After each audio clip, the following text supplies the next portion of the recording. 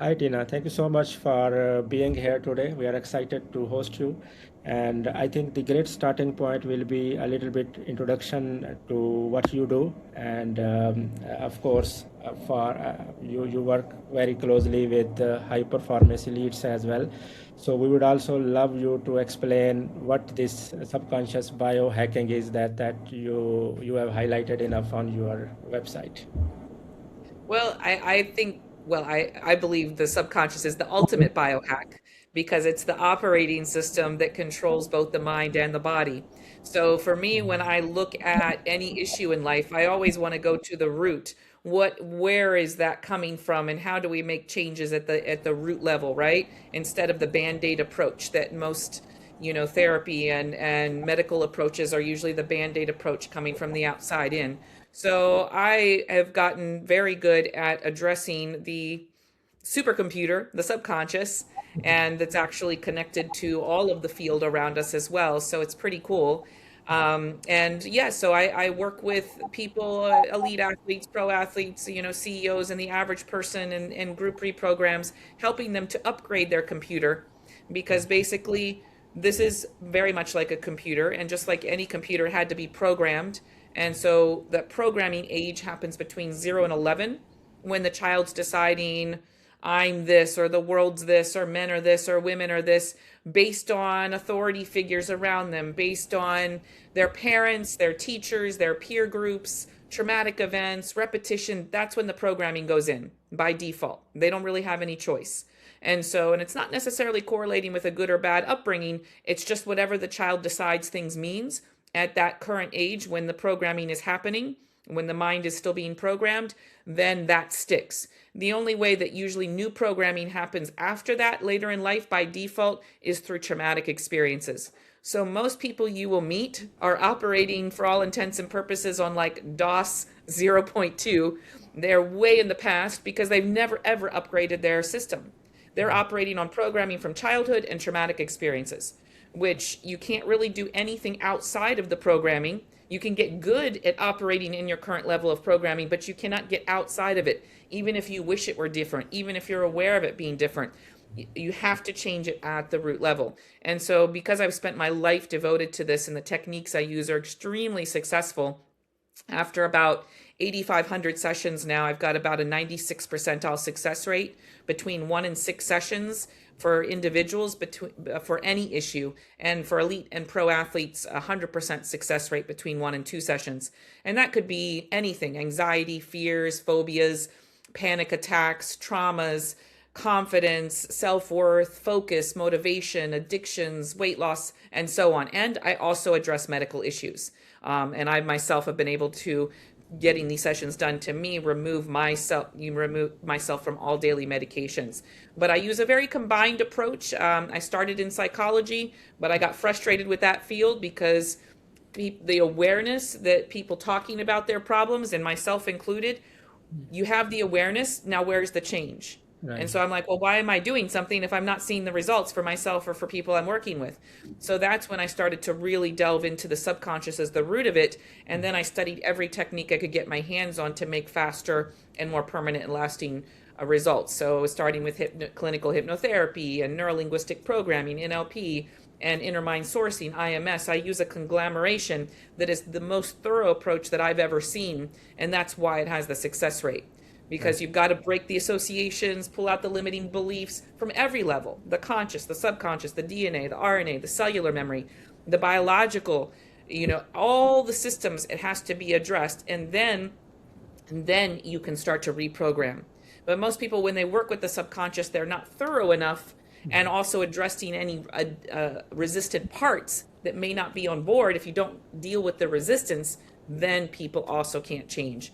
And then after you've done all of that, then you can start reprogramming. And that's why people see the results after every single session, and they feel it, and they can document the tangible results for themselves. That's a little bit of an intro. Sorry, I went over there a little bit too much explanation, but just to give you an idea. Thank you so much for explaining this. So I had a lot of questions, and of course you covered some of those already. Uh, and there are, I think, it is still, in my humble opinion, the power of subconscious mind is still underutilized, as a whole in the world. So if 100%. so Yeah. if you because I think there is probably a lot of content available, or people are pushing more and more content online, but I think, as per my humble understanding, there is still some doubt or misconceptions in the mind of people that it is a science or it is a pseudoscience. What approaches are useful, and what approaches are probably Yeah. not useful, or they are Yeah. probably not as effective. So how Yeah. do you go about guiding people about science versus pseudoscience debate of this area? Well, I mean, I don't actually get into a debate whether it's science or pseudoscience. The subconscious is real, and the results I get are real. I mean, the medical field, the American Medical Association, the British Medical Association, and the American Psychological and British Psychological, associations have all done massive amounts of clinical trials at this point, and it's proven. It's absolutely proven. It's proven to after people who have major surgeries, like a mastectomy, that they need less anesthesia when they're in there. If they have just basic hypnotherapy ahead of time, they need way less anesthesia. They heal faster. They need less medications. They have less side effects. And, that's just in the medical field. So the results are there. I don't really have to go and prove it. And what I do as part of my practice with people, skepticism is okay. I'll take skepticism any day of the week because I know that they're going to get the results, right? And so if they're going to see the results, and so part of what I do is I give accelerators after each session. And then one of those accelerators is to spend 5 or 10 minutes at the end of each day to look for the positive differences in their thoughts, feelings, actions, or responses, write them down and read them to themselves every day, and then they tell them to me the next session. And so that's also how I'm able to document my own results and to see, how fast things are clearing and how long that they need it. The curious thing is that the people that take longer are the ones that don't do this little exercise because they're not aware that they're actually changing. They're just like, oh, I feel like myself, so I'm just must be still at square one. So it takes them longer. But the people that are documenting and they see evidence, it's very hard for the mind to dispute evidence. And so I don't need to argue with them, is it science or not? There's evidence in front of your face of you personally. Oh, in that situation, I used to always respond like this, but now I felt like this.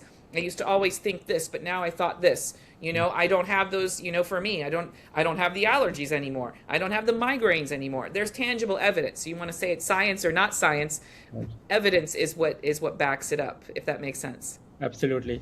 So when someone comes to you, especially they want to thrive in the high performance environment.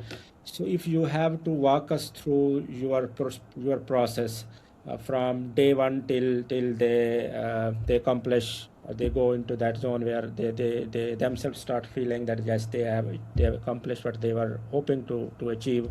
So how does your process look like throughout this journey? For the one-on-one sessions or the group programs? I think if we can talk about one-on-one first, that would be great. The one-on-ones, and that's I do one-on-ones for high level. Group read programs makes it much more accessible to anyone and everyone, and I'm also developing an app. But for the one-on-one sessions, basically they come in, they will have filled out a survey for me that really goes into detail about what they're struggling with, and some giving me some basic information. They will have also watched some short videos, like a 20-minute intro video that kind of dispels all of those kind of skepticisms that people have. Oh, is this going to be mind control, or can this really work for me? Maybe I'm not possible of being hypnotized, because even though I use different techniques, I'm still operating under hypnosis. So they come in with a basic level of understanding already, which I find really is helpful. And so that way, then we can jump right in. So the first session, I start them with it's called, it would be an introductory session. Introductory as in I'm introducing them to their subconscious mind in a tangible way that they can actually start to communicate with, create a relationship with, get answers from, and be connected to the most powerful part of themselves. The subconscious is responsible for 95% of your thoughts, feelings, actions, and responses. Right. And what we're talking with right now is only the 5%, the conscious. It has no impact on the subconscious, though. So that first session is really designed on helping them to meet their subconscious, almost as if a person, it can take any form, and some people take really fantastical forms. It'll show up for them like a wizard, or it may show up as a glowing light, or it may show up as an animal, or maybe someone that they lost, a grandfather. It usually shows up, in my experience, in a form that it believes will have the most impact on them. And that's the form that it takes to them, and it could change over time. So that first session is teaching them how to connect with the most powerful part of themselves, start to communicate with it, start to get answers for it, start some clearing. And then after we've laid that groundwork, and we've also created this library of where everything is, your past, present, future, all of it's in this one place, and they have a conceptual idea of it, and they have a conceptual idea and can communicate with their subconscious.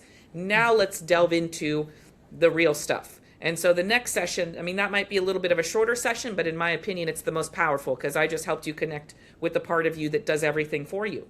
And so the next session, though, we actually put that intelligence to work. And so that next session, is usually 90 minutes to 2 hours. It's much longer. And then I'm directing your subconscious intelligence for the majority of the time, and even the higher self, to start to, clear the associations that the person has that are still tying them to the stuff in the past, to clear the limiting beliefs that they told me in the interview before the session that they've got concerning their issue. So we'll do a full interview before the session.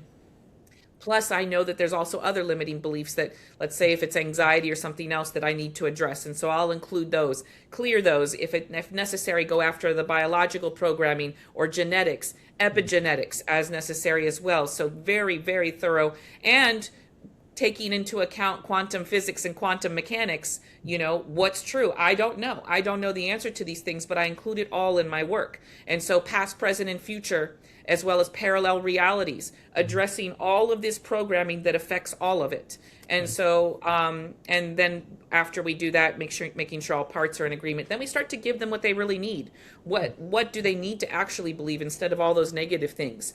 And actually taking those new beliefs and putting them back in the beginning of their lives, since, time is all happening. It's not linear. It's all happening now. So you can actually place change back in time, which now affects the now. So you are actually a different person by the end of that session than you would have been going into it. You're actually a different person. And that's according to quantum physics. And then the follow-up sessions would be based on their results. So before the next session, they would send me a little email or WhatsApp message and tell me their update. Like, okay, this is how things have been going. Like, let's say if it's anxiety or, migraines or something, oh, I don't have them anymore. It's all clear. Yay. That could be the case. Or, it's been noticeably different, but I notice in this situation, I'm still having this issue. And so then we start to refine it, and we start to refine it based on their results so it's a very clinical approach until they're fully clear. And that's why I say it's about a 96 percentile success rate between 1 and 6 sessions. So any of those issues that I mentioned, within a month and a half, most commonly like 3 sessions, we're talking full resolve for all of it. So most people just kind of go from one to the next because they don't just have one issue. No, we've cleared the anxiety. Now let's go to the migraines. Now I'd like more focus. I'd like more motivation. I have some real limiting ideas around money and success. Or like my pro athletes, maybe they have their performance anxiety, or they're not performing as well in a match or a game as they are beforehand, or they have anger outbursts that's giving them yellow cards. Usually it's one and done for the elite pro athletes. It's one and done just because they're already so aligned. But yeah, it's a very systematic approach, but we deal with one thing at a time. And so if we clear one thing, then they email me before the next session and say, okay, that's good. I want to focus on this now. Or I have a relationship issue I'd like to focus on and how I feel. So on. So do you also help all these folks with habit building, routine building, or any repetitions of habits or activities or exercises? So when they, for example, if they have gone through a certain number of sessions, do they go back to their life with a specific set of instructions or habits or exercises they have to do, or what exactly is the process you ask them to follow? So, I mean, after each session, they have a certain number of accelerators, and I mentioned one of them is documenting their positive differences. And they should keep this up over time because while they're noticing the results in real time, majority of every single client, 99% of the time, feels a giant difference, massive difference between the beginning of a session and the end of a session. Just one. They feel the difference. They know they're different. And so they're already documenting. But I'll tell you this, if you keep documenting 3 months later, 6 months later, a year later, you'll realize, oh my goodness, I just did 180. I am on so far on the other side of that. So they keep that up.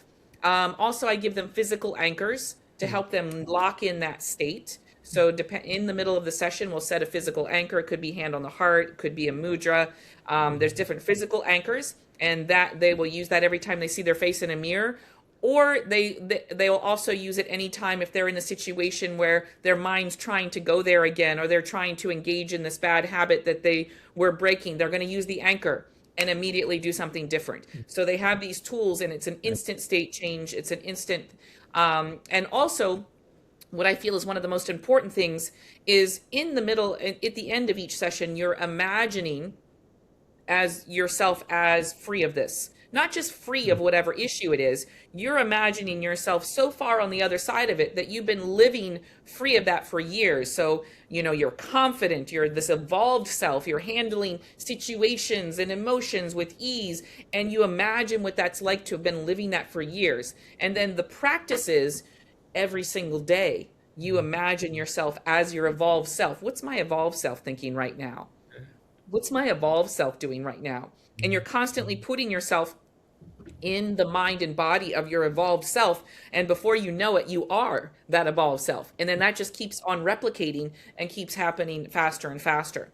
So does that make sense? Absolutely. So again, I want to hear your thought process around the different waves or different states of subconscious mind, like alpha, beta, theta, and gamma, and all those.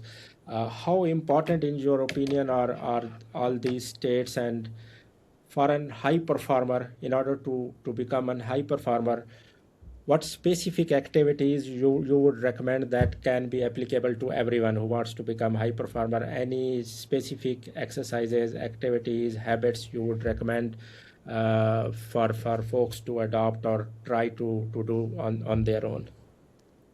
Okay, so first, the question you have about the brainwave states. Yeah. In the work that I do, because I'm not doing, most people that are doing, work with the subconscious or hypnotherapy and so on, are doing a lot of suggestion-based therapy.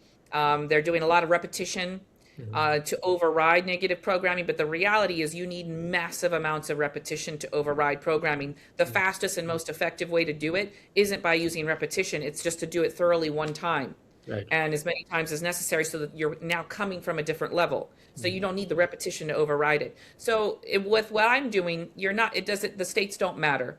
I don't need you to be knocked out. I don't need you to be completely, not unaware, because you do need to respond to me during the session. So if you're too knocked out, I have to bring you back up because you at least have to let me know when the subconscious finished what I asked it to do so I can move on to the next step.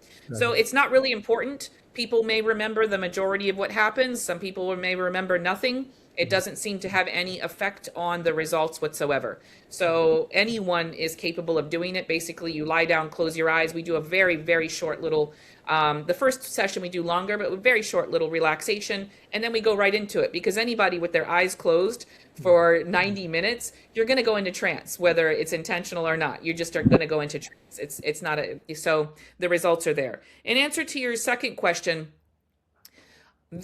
for high performers, and I work with my CEOs and multimillionaires, and I've even worked with several billionaires, and then of course the pro athletes and so on. And here's the reason that my pro athletes and elite athletes have such a high success rate in 1 to 2 sessions. It all comes down to alignment. Alignment is everything to be a highly successful and a high performer. So when people aren't, it's because they're not fully aligned. Right. And when I say aligned, it needs to be aligned. So athletes, this is why they're aligned on an identity level. That's who they are. They've taken it on. They have a very clear goal. They know exactly what they want. They've dedicated everything to it, and they are going to do everything it takes to reach that goal. So they already come in with that alignment. So they're much easier and faster to work with. Plus, I used to be a pro athlete myself, so I enjoy working with them.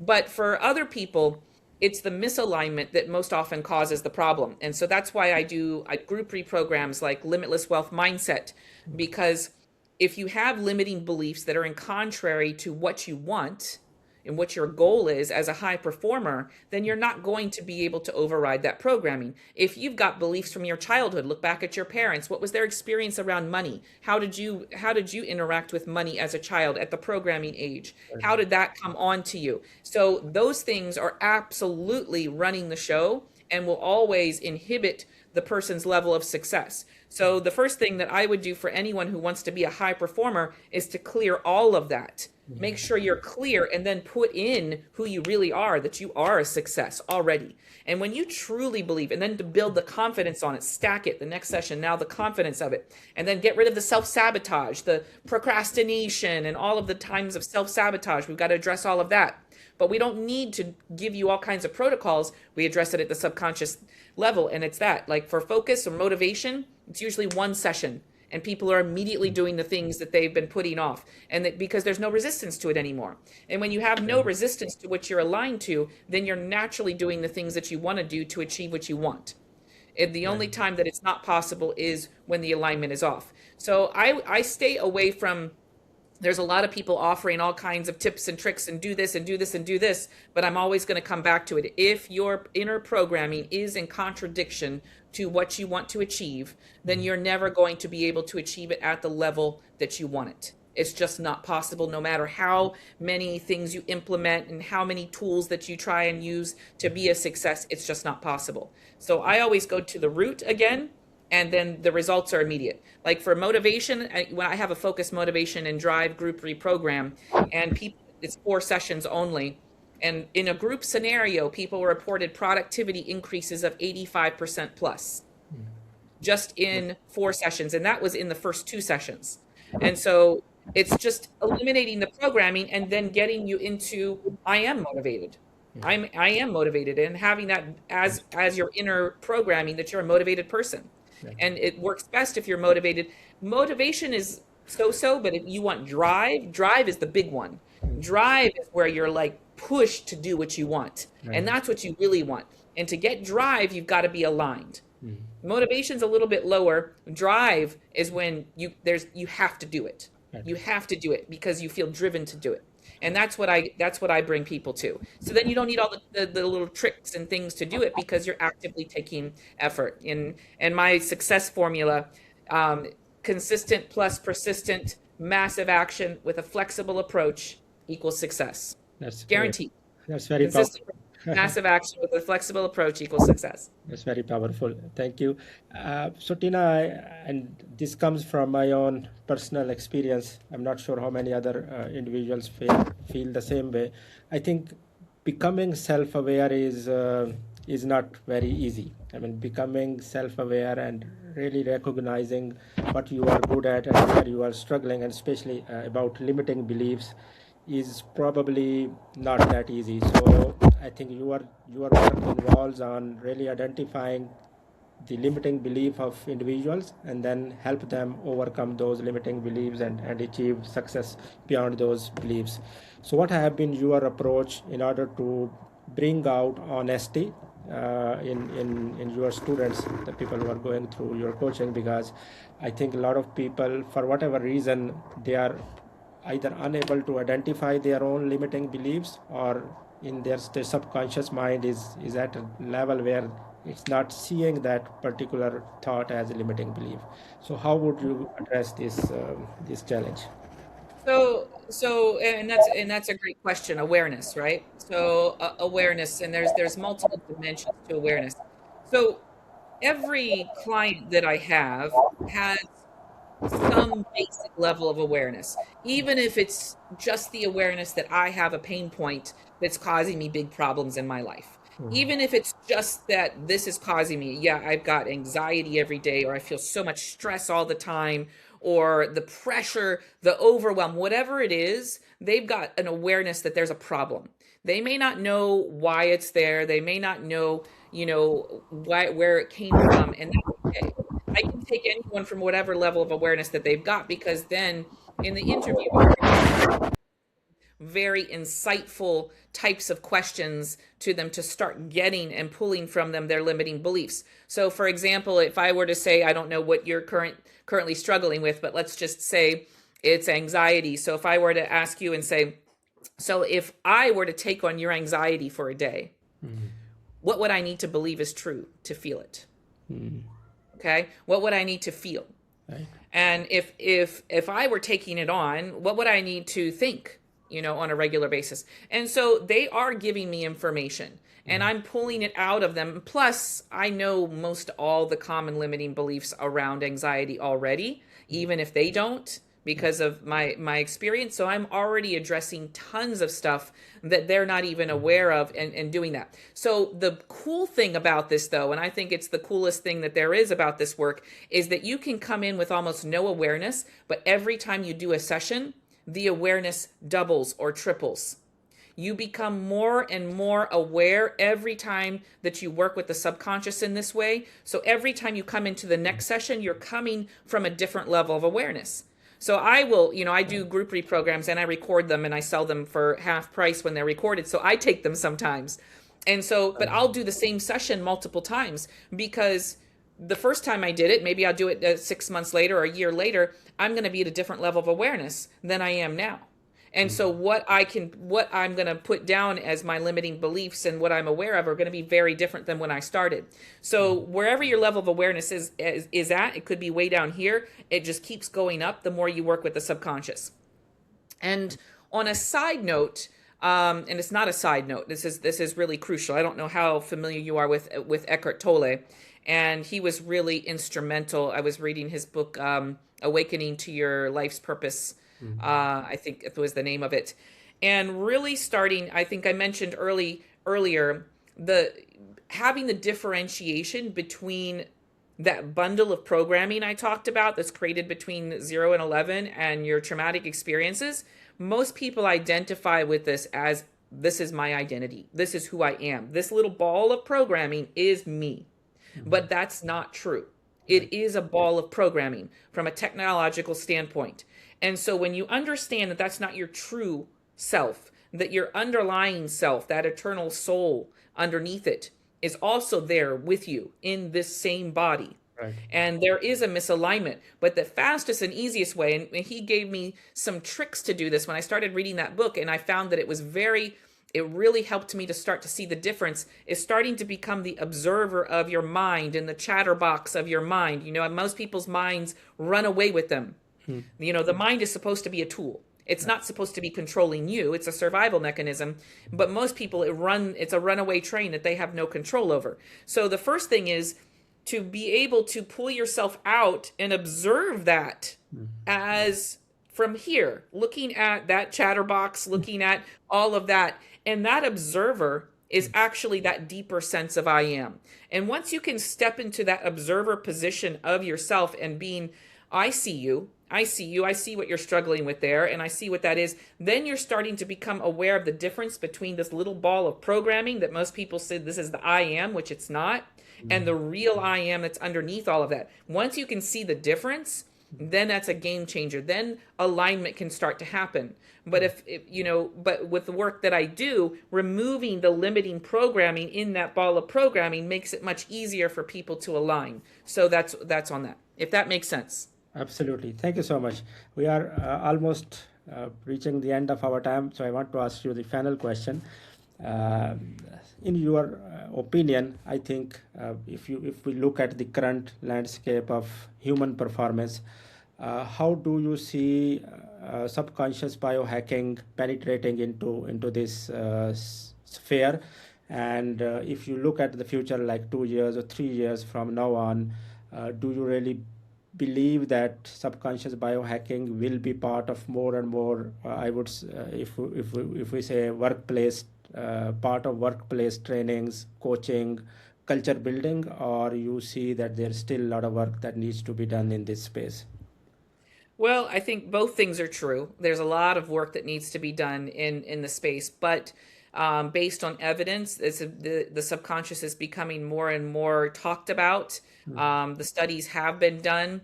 I mean, in the workplace, I mean, I work with, professional, teams, but I also work in businesses and companies to help work on things that are a common issue, like maybe they have a lot of stress, or maybe they've got, low motivation or whatever, and you can come in and you can work with them as a whole. And more companies are actually wanting to do this type of thing, which says a lot. They wouldn't have, 10 years ago, that wouldn't have been the case. But now I can get in, I can work with companies and this type of thing. So I see it happening. More and more hospitals are starting to employ, hypnotherapists as well, because the research shows that it saves them money. Because if you're freeing up beds faster, if even a person has one hypnotherapy session before they go into the hospital for a major surgery, like the study example I gave you of the mastectomy with those research results, if if they do that, then they're leaving the hospital faster, they have less side effects, and so the beds are turning over faster as well. And so it's actually saving the money. I think in the end, the biggest resistance to this, I studied psychology, and there was not a whole lot of a lot of emphasis placed on it in school, which I'm shocked, absolutely shocked. I would like to hope that changes soon. In the medical industry, with all of the clinical trials that show how beneficial this is, and that sometimes it's even better than medication for a lot of different issues.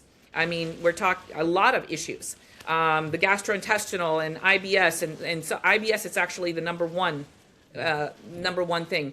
The only reason that I would think that that's not happening, again, the pharmaceutical companies are pretty powerful, and there's a lot of money and there's a lot of power involved. Why do you want a technique that actually resolves illness and it regenerates our healing? We're self-healing, individuals. Why would we want that when, we could be making money off of it? Yeah. So, but I do have hope, because it is becoming more and more talked about, just like you are having me on this podcast today, which thank you very much. I appreciate that.